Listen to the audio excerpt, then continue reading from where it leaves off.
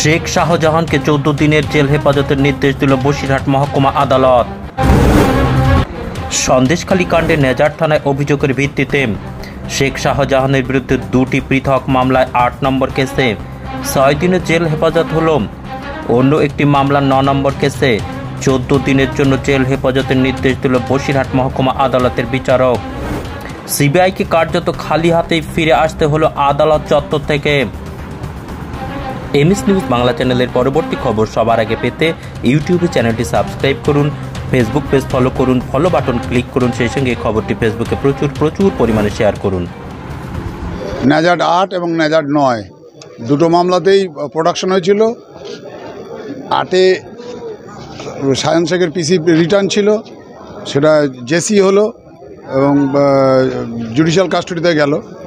আর 9-এ যাদের ছিল ওদেরও জুডিশিয়াল কাস্টডি হলো এবং ওদেরও ডেট সম্ভবত 9/4 আর এদের 2/4। আজকে সিবিআইর আইনজীবীরা কি কোনো কিছু দাবি করেছে যে ওই দিন 5ই জানুয়ারি যে ঘটনাটা ঘটেছে সেখানে শেখ শাহজাহান তাদেরকে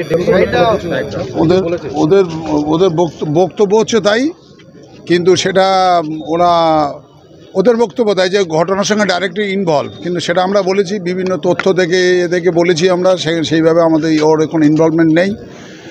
কোর্ট দেখলেন, শুনলেন, বুঝলেন, বোঝার পরে কোর্ট অর্ডার দিলেন। জেসির অর্ডার হলো।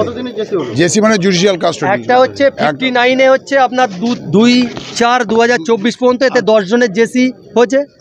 আর 58-এ হচ্ছে 3 জনের জেসি 9/4/2024 পর্যন্ত। 9/4 না 2/4 না 2/4 একটা 9/4। হ্যাঁ 2/4 তো এর আগেরটা। 59 সেই মামলায় 10 জন প্রডিউস হয়েছিল, তাদের জেসি হয়েছে টিল 2/4/2024। 58-এ 3 জন প্রডিউস হয়েছিল পিসির থেকে, সুকমল, মেহবুব অ্যান্ড শেখ শাহজাহান, এদের হচ্ছে 9/4/2024 পর্যন্ত জুডিশিয়াল কাস্টডির অর্ডার হয়েছে। আমি অভিজিৎ বিশ্বাস, সঙ্গে রাজাবাবু আছেন, এসকে সাবিরও আছে।